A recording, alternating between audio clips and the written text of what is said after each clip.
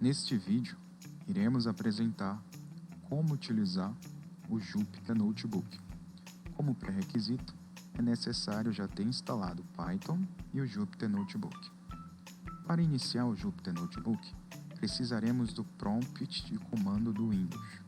Para acessá-lo, basta utilizar o atalho tecla Windows mais R. Digite o comando cmd. Pressione Enter.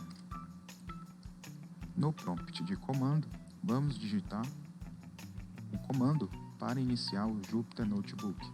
Jupyter Notebook. Bom, o Jupyter Notebook foi iniciado. Porém, ele não abriu diretamente no browser, como normalmente acontece. Mas, se selecionarmos este link, copiarmos e abrirmos diretamente no browser, iremos abrir o Jupyter Notebook. Ok? Entretanto, para configurar o Jupyter para abrir diretamente no browser, precisamos fazer alguns passos adicionais. Vamos encerrar o Jupyter aqui, pressionando 2 vezes as teclas Ctrl+C, certo? Para configurar o Jupyter, precisaremos gerar um arquivo de configuração do Jupyter. Isso é muito simples de fazer, basta utilizar um comando. O comando é Jupyter Notebook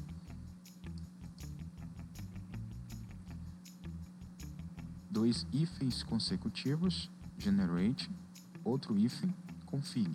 Pressione Enter. Agora, precisaremos acessar esse arquivo e fazer uma pequena alteração. E pronto. Esse arquivo está situado na pasta Home do seu usuário. Usuários, seu usuário. Ok? Aqui no explorador de arquivos, vamos até este computador, disco usuários, meu usuário.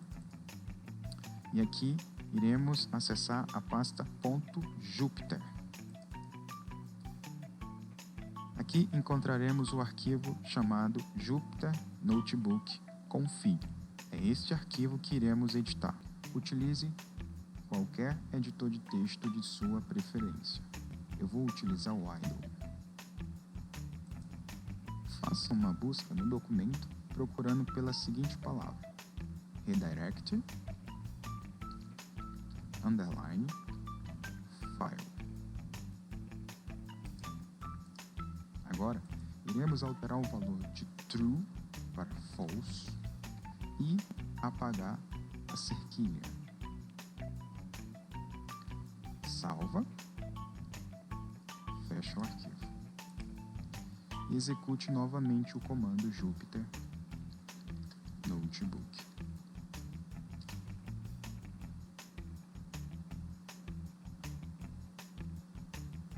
Esta é a tela inicial do Jupyter.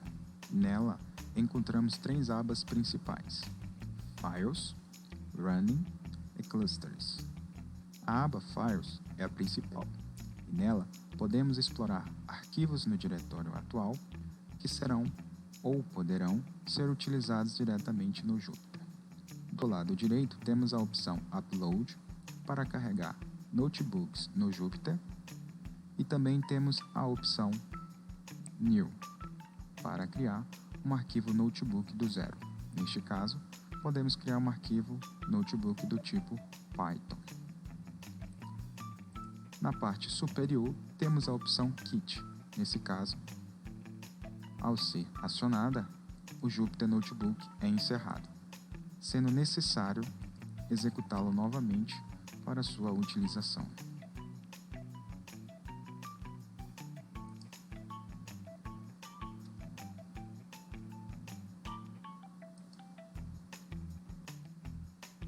Ao criar um novo notebook, iremos encontrar a seguinte página.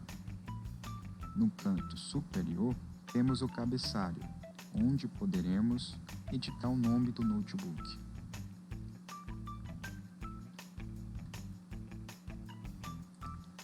Logo embaixo, temos uma barra de menus, contendo diferentes menus para realizar diferentes operações no Jupyter.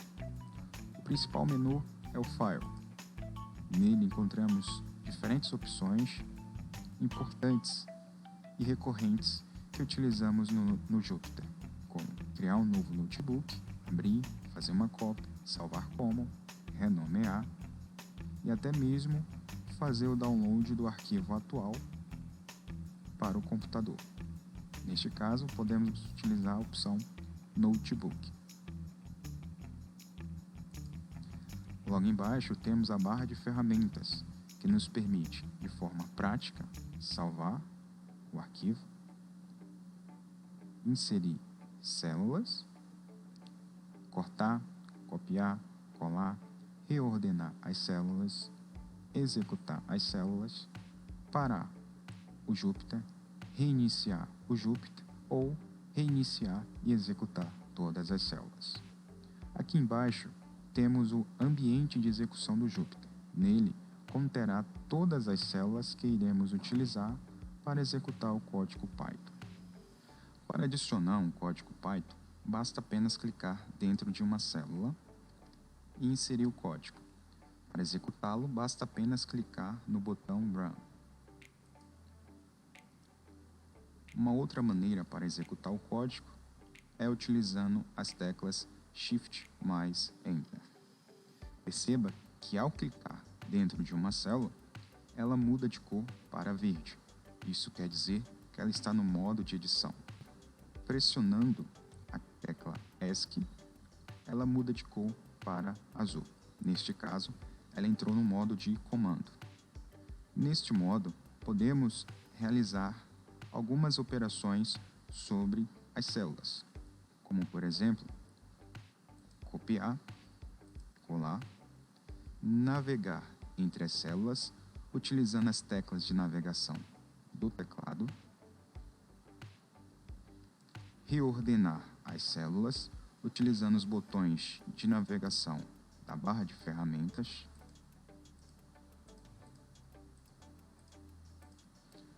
também podemos realizar várias outras operações, como por exemplo, excluir uma célula utilizando a tecla X, inserir uma nova célula abaixo da célula atual utilizando a tecla B, ou utilizando a tecla A para inserir uma nova célula acima da célula selecionada.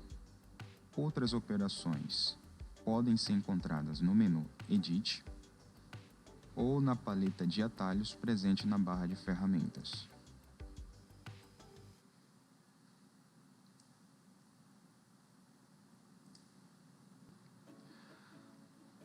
O Jupyter Notebook contém dois tipos principais de células. A célula código, que é a célula padrão, ela é caracterizada pela legenda à esquerda, formado pela palavra IN e um par de colchetes, o qual conterá o número de identificação da execução dessa célula. Esse número de identificação da execução da célula é um detalhe importante, pois, como as células podem ser executadas arbitrariamente, este número irá identificar a ordem em que as células foram executadas. Por exemplo,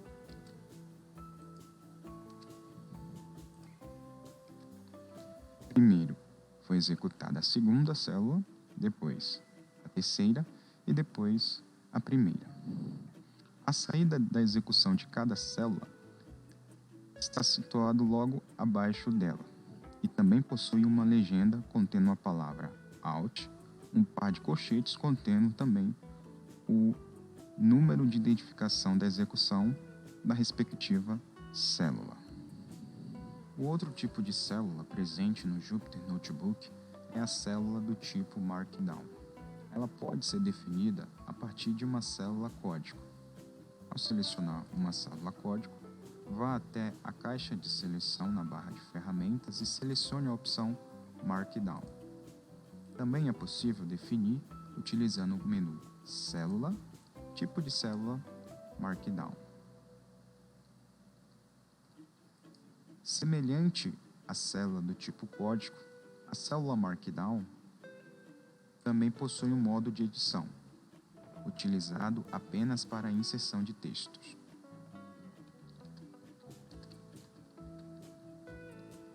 Ela também pode ser executada para finalizar a edição de seu conteúdo.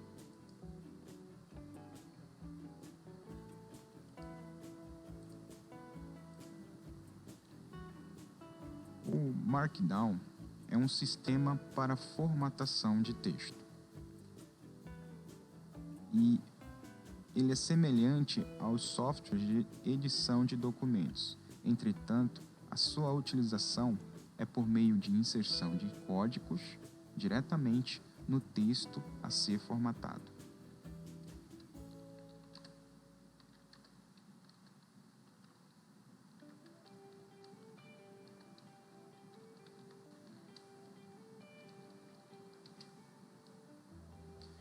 O intuito do Markdown no Jupyter Notebook é permitir gerar apresentações simples, organizadas e interativas do conteúdo presente no notebook.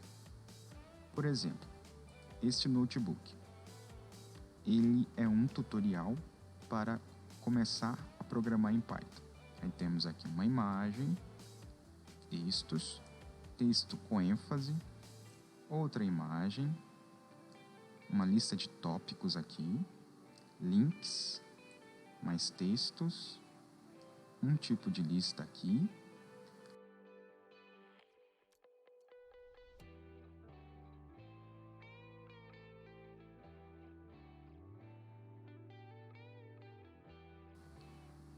todo esse notebook é formado por células do tipo Markdown, contendo diferentes tipos de formatação.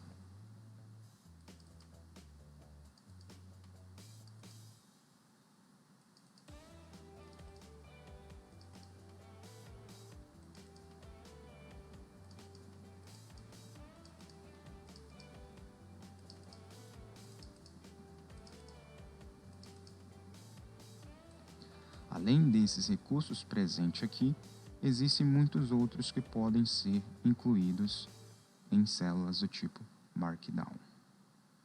Agora vamos apresentar alguns comandos básicos do Markdown. Embora sejam básicos, são muito úteis para a formatação dos textos. A primeira formatação é a titulação. Para formatar um texto como título, basta apenas incluir o caractere cerquilha seguido de um espaço em branco antes do texto. O Markdown tem suporte para 6 diferentes tipos de títulos. Para gerar um título grande, basta incluir apenas uma cerquilha. Caso queira gerar um título um pouco menor, inclua 2 cerquilhas. Caso queira gerar um título ainda menor, 3 cerquilhas consecutivas. E assim, quanto maior o número de cerquilhas, menor o tamanho do título. O número máximo de cerquilhas é 6. A segunda formatação é a ênfase. O Markdown permite formatar textos em negrito e em itálico. E a formatação é muito simples. Ele utiliza apenas uma sequência de 2 asteriscos para negrito e o caractere underline para itálico. Para gerar a formatação, basta apenas incluir a sequência de 2 asteriscos no início do texto e a sequência de 2 asteriscos no final do texto. Neste caso, não pode haver espaço em branco entre a sequência de asteriscos e o texto, tanto no início quanto no final. Para gerar a formatação em itálico, segue o mesmo procedimento, porém, utilizando apenas o underline no início e no final. A terceira formatação é a geração de listas de itens. O Markdown permite gerar uma lista de itens e uma lista numerada de itens. Para gerar uma lista de itens, basta utilizar o caractere asterisco seguido de um espaço em branco e em seguida o texto. Para gerar uma lista numerada, basta utilizar um número seguido de um ponto, seguido de um espaço em branco e seguido do texto. Como vemos aqui, temos dois exemplos, uma lista de itens e uma lista numerada de itens. O primeiro item da lista de itens está definido como asterisco, espaço, nome do item. Próximo item segue o mesmo padrão, asterisco, espaço, nome do segundo item, e assim por diante. Para adicionar mais itens, basta apenas seguir o mesmo padrão, asterisco, espaço, e mais um item foi adicionado.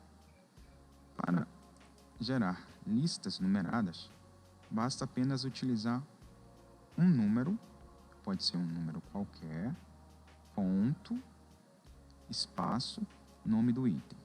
Nesse caso aqui, eu poderia utilizar apenas o número 1, e a numeração seria feita de forma automática. Caso eu utilize um outro número aqui, também funcionaria, porém, a contagem iria iniciar a partir do primeiro item. Então, nesse caso aqui, a contagem seria 3, 4, 5. E agora, a última formatação, cores dos textos. Para formatar as cores do texto, teremos que adicionar um bloco de código para cada texto que desejamos alterar a cor. Neste caso, a formatação exige um pouco mais de código, mas não deixa de ser simples. Vejamos aqui.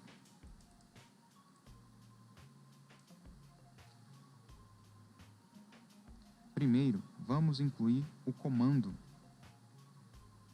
para fonte. Esse comando é necessário que coloquemos o sinal de menor que e maior que no início e no final. Vamos repetir esse mesmo comando. Porém, agora, vamos utilizar uma barra no início do último comando. Agora, entre esses dois comandos, vamos adicionar o nosso texto. Está quase pronto. Só precisamos agora especificar a cor que esse texto terá. Então, color, cor em inglês. A cor do meu texto vai ser igual o nome da cor. Porém, esse nome da cor a gente tem que colocar entre aspas, certo? Vamos colocar aqui gray, cinza. Executar. E aí está o nosso texto. Vamos colocar uma outra cor, blue. E aqui está o nosso texto. Nós temos uma gama muito grande de cores de textos que podemos utilizar. Blue, green, red, yellow, gray, light gray. E também existem muitas outras cores disponíveis. Nós podemos acessar aqui nesse site w3school.com/colors_name.asp. Aqui nós temos várias cores ordenadas em ordem alfabética que podem ser utilizadas para formatar a cor dos textos lá no Markdown. Por exemplo, se eu quero pegar silver, eu volto aqui no meu notebook, no meu texto, no lugar de blue, eu coloco silver. E aí está. Vou selecionar chocolate.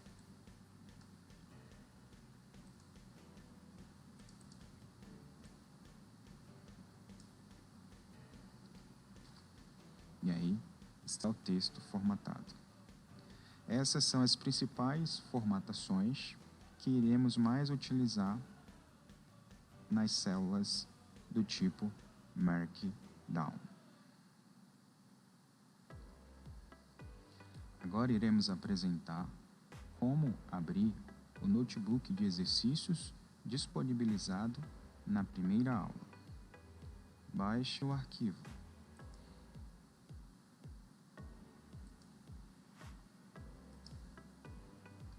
Agora, iremos criar uma pasta no diretório Home do meu usuário. Irei acessar a pasta Home, Disco, Usuários, Meu usuário. E aqui, neste diretório, irei criar alguma pasta, o qual terá todos os arquivos notebooks. Vou escolher a pasta Documentos e aqui vou criar uma nova pasta.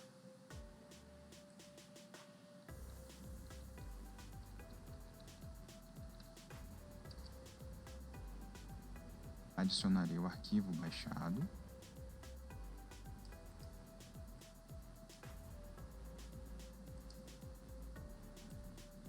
E executarei o Jupyter Notebook.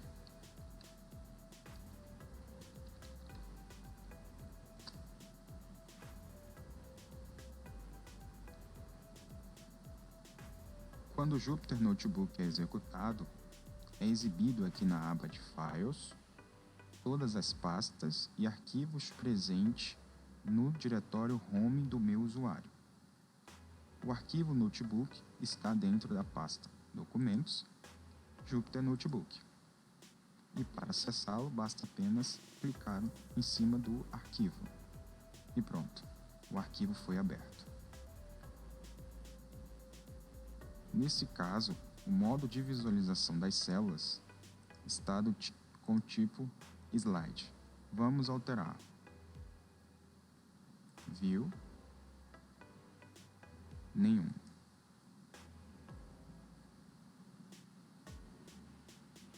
Para adicionar a sua resposta, basta apenas editar a célula que deve conter a sua resposta. Nesse caso aqui, como é um algoritmo, iremos utilizar uma lista numerada. Então, passo 1, passo 2, passo 3 e assim por diante. Nesta lista, não será necessário executar nenhum código Python. Todas as respostas devem ser textos formatados, ou seja, serão incluídos em células do tipo Markdown.